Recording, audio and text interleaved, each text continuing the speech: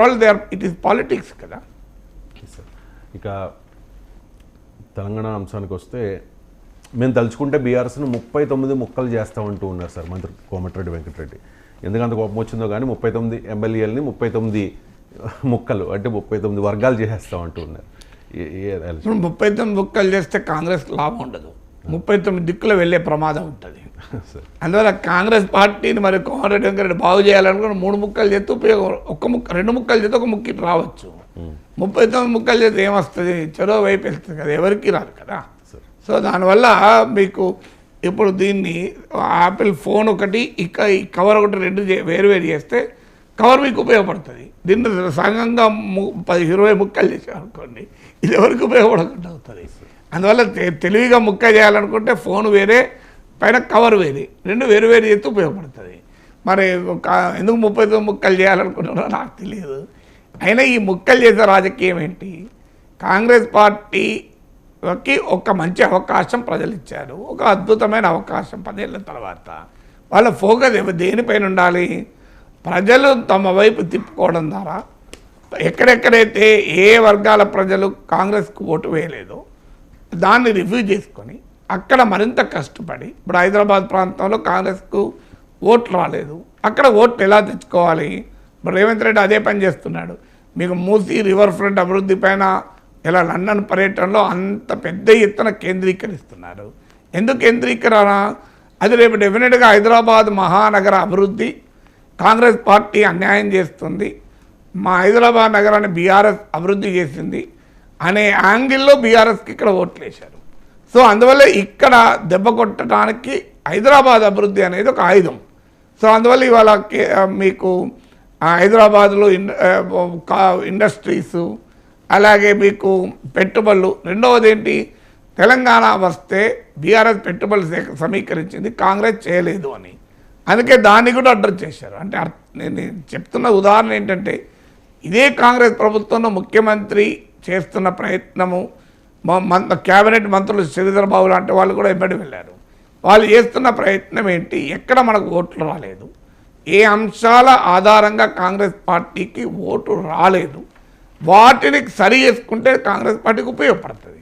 అది వదిలేసి బీఆర్ఎస్ను ముక్కలు చేసే పని చేస్తామంటే దానివల్ల ఏంటి ప్రయోజనము? అయితే కోమటిరెడ్డి వెంకరెడ్డి అనడంలో ఒక ప్రాతిపదిక ఉంది. ఆ ప్రాతిపదిక ఏంటంటే ముందు మొదలుపెట్టింది బీఆర్ఎస్ఏ. సో గేమ్ దానిపైన రేవంత్ రెడ్డి కూడా కోమటిరెడ్డి కన్నా ముందే మాట్లాడాడు, మేము మొదలు పెట్టాం గేమ్, మొదలు పెడితే ఎక్కడెక్కడ పోతామని.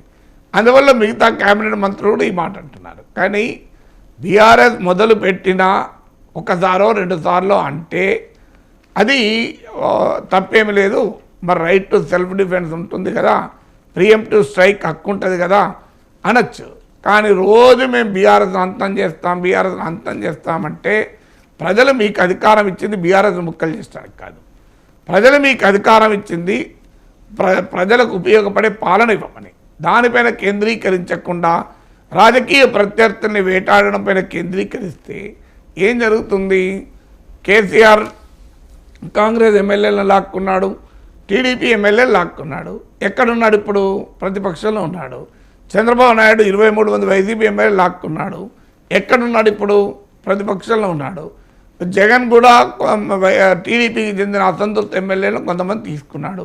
రేపు ఏం జరుగుతుందో చూద్దాం. అందువల్ల మీకు ప్రతిసారి రాజకీయ ప్రత్యర్థుల్ని, ప్రతిపక్షాలని బలహీనపరిస్తే అది తమకే లాభం అవుతుంది అనుకుంటే పొరపాటు. కర్ణాటకలో బీజేపీ ఏం చేసింది? కాంగ్రెస్ జేడీఎస్ ఎమ్మెల్యేలను లాక్కొని అధికారంలోకి వచ్చింది. ఇవాళ ఎక్కడుంది కర్ణాటకలో బీజేపీ? ప్రతిపక్షంలో కూర్చుంది. చాలా ఏళ్ళు కాంగ్రెస్ పార్టీ దేశంలో ఉన్న చాలా పార్టీలను చీల్చింది. ఇవాళ కాంగ్రెస్ పార్టీ ఎక్కడుంది? ప్రతిపక్షంలో ఉంది. సో ఇన్ని ఉదాహరణలు ఉన్నాయి కదా మనకు. అందువల్ల ఇంకా కాంగ్రెస్ పార్టీ నేర్చుకోకపోతే వాళ్ళే నష్టపోతారు. అయ్యా, రాజకీయ ప్రత్యర్థుల్ని దెబ్బతీస్తే ఎన్నికల్లో గెలవరు. అలా గెలవాలనుకుంటే కేసీఆర్ 3వసారి కూడా గెలవాలి. అఫ్కోర్స్ 2వసారి గెలవడానికి అది ఉపయోగపడింది కదా అని మరి కాంగ్రెస్ నేతలు ఏమైనా కంక్లూడ్ తీస్తే నేను చెప్పలేను. బీఆర్ఎస్ కాంగ్రెస్ ప్రభుత్వాన్ని కూలుస్తామంటే కౌంటర్ చేసే హక్కు డెఫినెట్గా కాంగ్రెస్ నాయకులకు ఉంది. అది రేవంత్ రెడ్డికైనా కోమటిరెడ్డి వెంకరెడ్డికైనా. కానీ పదే మేము బీఆర్ఎస్ని అంతం చేస్తాం, బీఆర్ఎస్ను అంతం చేసేది పార్టీని చీల్చి కాదు. బీఆర్ఎస్ను నిజంగానే అంతం చేయాలనుకుంటే ప్రజల్ని బీఆర్ఎస్ వెనకాలన్న ప్రజల్ని కూడా కాంగ్రెస్ తన వైపు తిప్పుకుంటే అప్పుడు కాంగ్రెస్ పార్టీ బలపడుతుంది, బీఆర్ఎస్ అంతం అవుతుంది. ఇవాళ బీఆర్ఎస్లో చీలికవలో ఓడిపోలే కదా. బీఆర్ఎస్ తన పద్ధతులు 10% కోల్పోవడం వల్ల కాంగ్రెస్కి అధికారంలోకి వచ్చింది. బీఆర్ఎస్ 2 ముక్కలయ్యో 3 ముక్కలు కావడం వల్ల కాంగ్రెస్ అధికారంలోకి రాలే. బలంగా ఐక్యంగా ఉన్నప్పుడే కాంగ్రెస్ అధికారంలోకి వచ్చింది కదా. అందువల్ల కాంగ్రెస్ను బలోపేతం చేసేది బీఆర్ఎస్ను ముక్కలు చేయడం కాదు. బీఆర్ఎస్ ముక్కలైతే ఏం జరుగుతుంది? బీజేపీ రూపంలో మరింత శక్తివంతమైన ప్రత్యర్థి కాంగ్రెస్కి వస్తుంది. ఇప్పుడు బీఆర్ఎస్ అయినా ఎదుర్కోగలిగారు, బీజేపీని ఎదుర్కోలేరు. ఎందుకంటే బీజేపీకి మోడీ ఉన్నాడు, శ్రీరాముడు ఉన్నాడు, ఉమ్మడి పౌరస్మృతి ఉంటుంది, ఆర్టికల్ 370 ఉంటుంది, పాకిస్తాన్ ఉంటుంది, చైనా ఉంటుంది. సో అందువల్ల బీజేపీకి రకరకాల అస్త్రాలు ఉంటాయి. బీఆర్ఎస్కి ఏమున్నా ఒక కేసీఆర్ అస్త్రమే, బీజేపీకి అనేక అస్త్రాలు ఉంటాయి. అందువల్ల బీఆర్ఎస్ను Congress in the interest of the Congress కూడా బీఆర్ఎస్ బలంగా ఉండాలి. బీఆర్ఎస్ ముక్క చెక్కలైతే కాంగ్రెస్కి అత్యంత శక్తివంతమైన ప్రత్యర్థి రూపంలో బీజేపీ వస్తుంది. కేసీఆర్ జరిగింది అదే. కేసీఆర్ ఏమనుకున్నాడు? కాంగ్రెస్ పార్టీని దెబ్బతీస్తే నాకు ఎదురే ఉండదు అనుకున్నాడు. కానీ ఏం జరిగింది? కాంగ్రెస్ పార్టీని దెబ్బతీస్తే దుబ్బాకలో బీజేపీ బీఆర్ఎస్ ఓడించింది, హుజూరాబాద్లో బీఆర్ఎస్ను ఓడిపోయింది, బీజేపీ ఓడించింది, జిహెచ్ఎంసీలో బీఆర్ఎస్ను ఓడించింది. కాంగ్రెస్ను దెబ్బతీస్తే కేసీఆర్ దెబ్బతిన్నాడు. అందువల్ల రేపు బీఆర్ఎస్ను ముక్కలు చేస్తే కూడా దెబ్బతినేది కాంగ్రెసే. ఇమీడియట్గా ఏమైనా లాభం ఉంటే కొంతమంది ఎమ్మెల్యేలు ఇటు రావచ్చేమో, కానీ లాంగ్ టర్మ్ పొలిటికల్ పర్స్పెక్టివ్లో చూస్తే బీఆర్ఎస్ కనుక నిజంగానే ముక్కలు చేస్తే కాంగ్రెస్, లాభపడేది బీజేపీ. బీజేపీ బలమైన శక్తిగా ఎదుగుతుంది. Right sir. కేటీఆర్